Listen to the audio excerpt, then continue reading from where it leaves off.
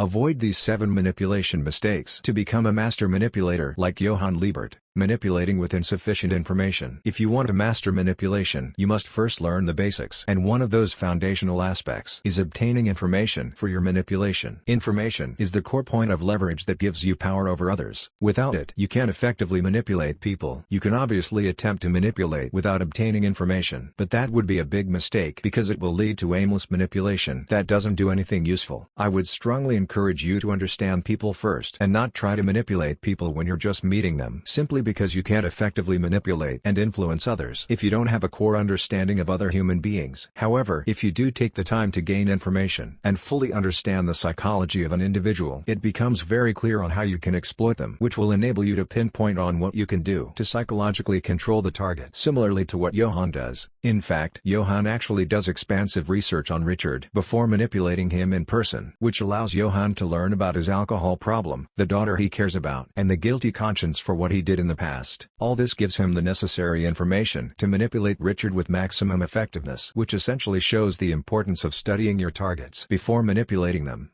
Using the wrong tactics in certain situations. Learning a variety of manipulation tactics and techniques can obviously be very useful. However, you should never expect it to work on every person in every situation. If you make the mistake of not adapting to different people in different circumstances, you will fail miserably in your manipulation. People who make this mistake typically don't have a good understanding of psychology. They think that this one psychological trick they learned will magically work on everyone, which is obviously not how psychology works. You need to understand that every person has a unique personality and a different way of thinking. So when you use a tactic on one person, it may not have the same result when you use it on someone else. Not being adaptable is a big reason why most people are not good at manipulation. So when you learn all these techniques, you actually have to know when to use it and when to refrain from using it. To give you a better idea on how to adapt your manipulation, I will explain 2 tactics as an example. The first tactic is flattery. This is when you provide a significant amount of praise and compliments towards your target. It can be used to get people to like you more and gain their trust faster, especially when it's a person who's lonely and insecure. This type of person doesn't get much appreciation and desperately craves validation, so it makes them an ideal target for this manipulation tactic. On the other hand, this doesn't work very well on people who are more confident, assertive, and intelligent. This is because their self-assurance causes them to not need approval from others. If this is the case, it's best to not use flattery, and you should adapt to different tactics that are more suitable. With the second tactic, I will explain guilt tripping. It is where you instill the feeling of guilt in order to push your target into doing something. This can be achieved by bringing up the immoral actions they've committed or mentioning the good things you've done for them previously. It's very effective on people who have strong moral values or have a psychological need to please others. However, it doesn't work very well on certain types of people, specifically when they have the characteristics of being selfish, apathetic, and unprincipled. This unique mentality they have doesn't allow them to feel guilty. Once again, if this is the case, you have to switch to different tactics that are more suitable for their potential weaknesses. Whatever the weakness may be, you just need to recognize that the tactic of guilt tripping is useless in this situation, which is why you should always remember the importance of adapting your manipulation at all times.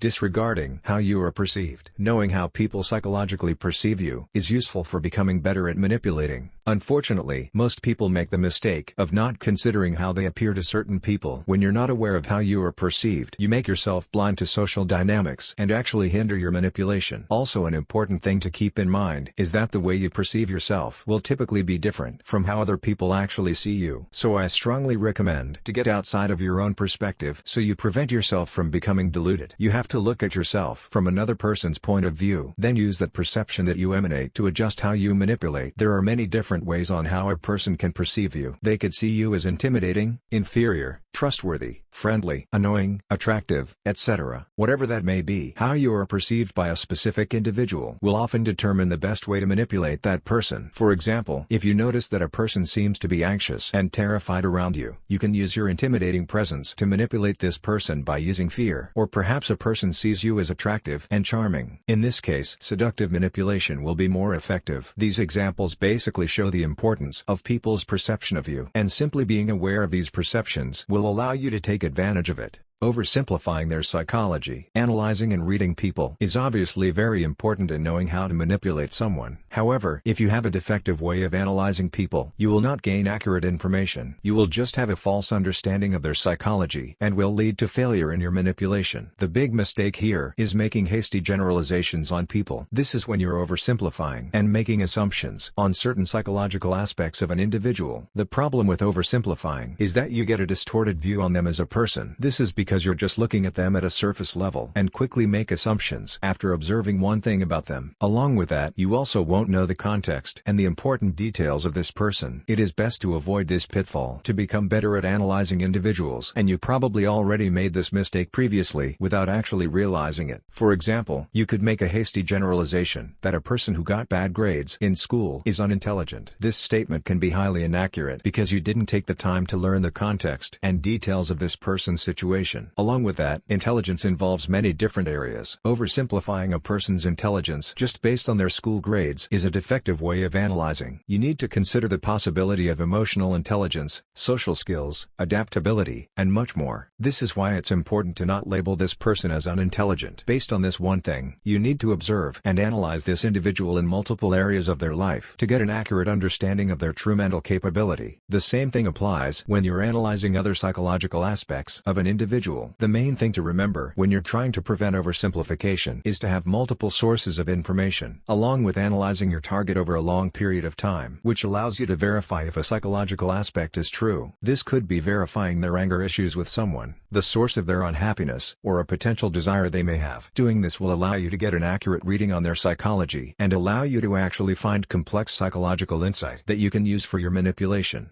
Displaying contrary opinions. In manipulation, it's crucial to soften up people's resistance so that they become more open to your influence. And you can easily mess this up if you make the mistake of openly sharing your honest opinion. The reason why this could make others more resistant and closed off is simply because people do not like it when you have opposing opinions that are against theirs. Most people are not open-minded, so revealing these contrary beliefs will often just be a massive hindrance in getting closer to your target. You need to stop setting yourself up to be unlikable and learn how to be more pleasant in front of certain people. There's two main ways you can do this. The first method is to appear to be neutral, where you don't commit to any side. When you have no opinion, they won't develop resistance and usually won't get angry. This is because you didn't say anything that's opposing them. With this method, you prevent people from becoming closed off. However, if you want to be more skillful with your manipulation, you can use the second method, where you pretend to have similar opinions to them. You're basically molding yourself into the person that they personally find likable. People simply like others that have similar opinions to theirs, and if you actually listen closely to them, you will discover that they're giving you massive hints on their own personal beliefs. Adjust yourself to this by appearing to have these specific opinions. This will deceive them into seeing a pleasant perception of you and will easily lower their resistance towards you, which basically results in having much more manipulation power over this person because of the closer relationship you developed.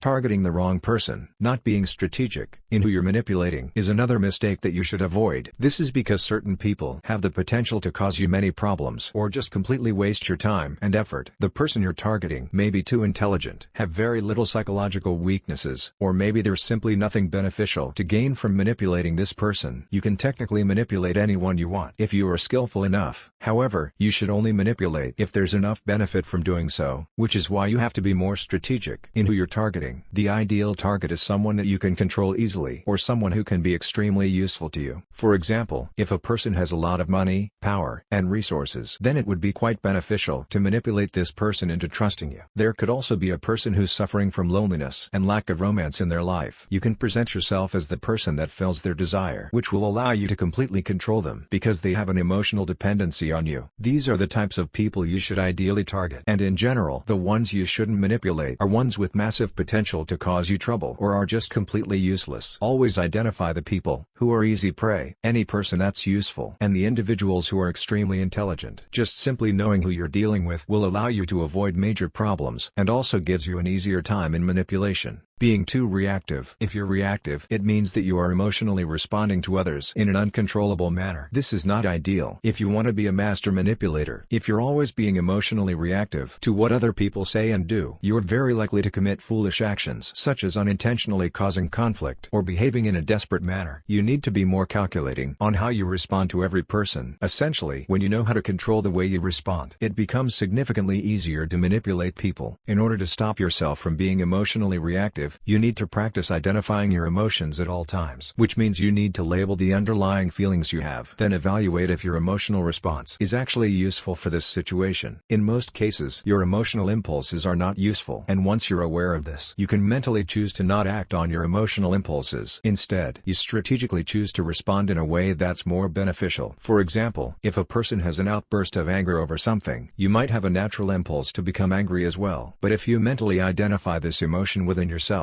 you can control yourself to respond differently, such as behaving in a calm and empathetic manner, which makes it easier to control the situation and the person who's in an angry mental state. If you can be more calculating and strategic in your reaction, you will easily be much better in manipulating others. Thanks for watching VevenSeven.